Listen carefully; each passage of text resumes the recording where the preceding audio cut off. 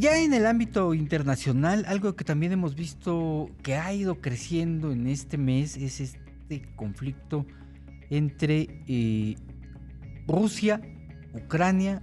Ya está metiéndose Estados Unidos, ya está amenazando Estados Unidos con que entra, y ahora también la OTAN. En Estados Unidos, de hecho, puso en alerta a 8.500 militares que podrían ser desplegados como parte de las tropas de la Organización del Tratado del Atlántico Norte, la OTAN, si Rusia invade Ucrania, anunció el 24 de enero el vocero del Pentágono, John Kirby. Y por otra parte, esta semana Reino Unido ofreció a la OTAN contribuir con un gran despliegue militar para fortalecer las fronteras de Europa si va creciendo esta hostilidad de Rusia frente a Ucrania. Para entender un poco más qué es lo que está pasando, ya tenemos a Luis Antonio Guacuja. Él es integrante del programa de estudios sobre la Unión Europea de la Universidad Nacional Autónoma de México. Luis Antonio, ¿cómo está? Muy buenos días. ¿Qué tal, David? Muy buen día a ti y al auditorio. ¿Qué está pasando entre Ucrania y Rusia inicialmente, para entenderlo un poco más?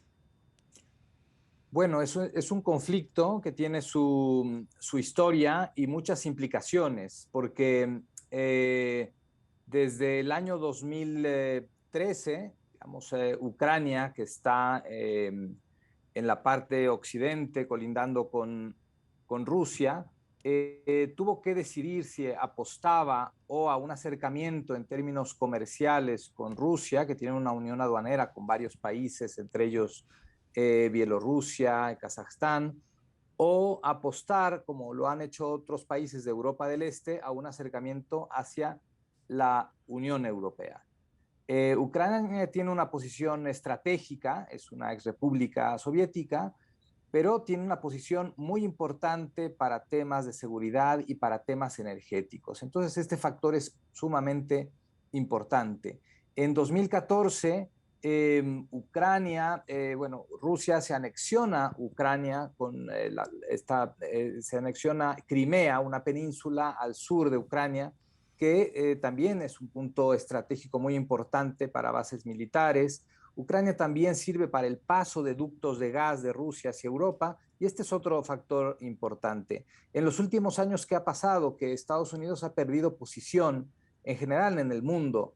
Lo que hizo y deshizo Donald Trump no ha sido fácil para la administración Biden, que está en sus Ujú. mínimos en cuanto a popularidad, y este es otro factor a tomar en cuenta. Por otro lado, la Unión Europea también está en un momento muy crítico después del Brexit, los reacomodos en la Unión Europea también han de alguna manera minado la presencia europea en distintas regiones. Y por otra parte, Rusia lo que ha querido siempre, bueno, pues es tener una zona de influencia. Y esta zona de influencia, sobre todo en los países que en algún momento formaron parte de la Unión Soviética, que se desmembró hace 30 años. Ujú. Entonces, este es un factor que hay que tomar en consideración. Y lo que vemos es mucha especulación sobre que Rusia quiere invadir Ucrania. De Rusia no hemos escuchado ni leído, cuando menos yo, que tenga esa intención. Ujú. Esa idea de que Putin quiere invadir Ucrania la hemos escuchado de Occidente, de Estados Unidos y particularmente de algunos países europeos, Francia, Reino Unido, que por otra parte el tema de exaltar el asunto de una guerra o de una posible guerra les Ujú. reditúa políticamente a un Joe Biden que está en mínimos de popularidad con un 40%, solo por encima de un Donald Trump que tenía 38% en el primer año de su mandato. Por otro lado, Emmanuel Macron, que también en unos meses se enfrenta a un proceso electoral en Francia, y por supuesto el caso del Reino Unido con un Boris Johnson que pues está con las horas contadas al frente del gobierno británico y que también le sirve el discurso de una guerra. Ya en estos días incluso el propio presidente de Ucrania ha dicho que hay que calmar los ánimos. Claro, Ucrania está en medio Claro. de estas amenazas, ¿no? ¿Qué tan, qué tan bien aprovechó el presidente ruso, Vladimir Putin? todas estas condiciones, estos factores de los que mencionaste ahorita, Luis.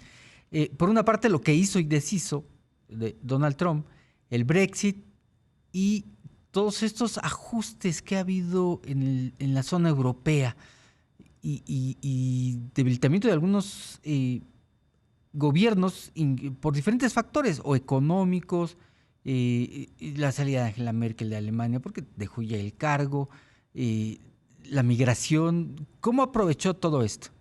¿Nos podrías contestar todo esto regresando? Tenemos que hacer un corte, nos va a cortar la computadora. Regresando del corte, ¿podemos platicar sobre esto? Claro que sí, con mucho gusto. Gracias, no se vaya, regresamos de un corte. Empezamos con Luis Antonio Guacuja, él es integrante del programa de estudios sobre la Unión Europea de la Universidad Nacional Autónoma de México. José Luis, ¿cómo aprovechó todo esto Vladimir Putin? Bueno, David, en el contexto internacional, en las relaciones internacionales, no existen los espacios vacíos. Si algún país deja un hueco, otro lo ocupará, ¿no? Entonces, los espacios que dejó Estados Unidos bajo la administración de Donald Trump, pues rápidamente fueron ocupadas, ¿no? Principalmente por China, pero en algunos aspectos también por Rusia, ¿no? Lo vemos con el tema de las vacunas, por ejemplo, y lo vemos en nuestra región, ahora que anunciabas las vacunas para la gente de 40, 49 años en la Ciudad de México, ¿no? Son vacunas, muchas han sido chinas o rusas, no solo en el caso de México, sino en otras partes de América Latina, ¿sí? Europa llegó tarde a este tema y Estados Unidos también. Y por esa razón también vemos esta, digamos, incomprensible resistencia a reconocer vacunas cuando todas han demostrado ser eficaces, ¿no? Nos enteramos del tema de Djokovic porque hizo mucho ruido en el Abierto de Australia, pero nadie habló de una tenista rusa que no la dejaron participar porque aunque estaba vacunada, pero con una vacuna rusa, ¿no? Esos son los absurdos. Y digamos que lo que le conviene a Rusia no es una guerra. Lo que le conviene a Rusia es mantener esa influencia en el mundo. Y lo sabe hacer bien, a veces sin siquiera hacer nada, ¿no? Los rumores de que casi Rusia está detrás de todo, ¿no? Casi detrás de la elección de Donald Trump, detrás de el Brexit, detrás de los movimientos independentistas en Cataluña. O sea, está detrás de todo, ¿no? Es como el enemigo público número uno. Esto ya no funciona y son narrativas que tampoco nos ayudan a explicar los nuevos contextos internacionales. Se ha movido el mapa a nivel global en los últimos años de manera importante, eso está claro. Pero hay otros factores, que es el tema energético, ¿sí?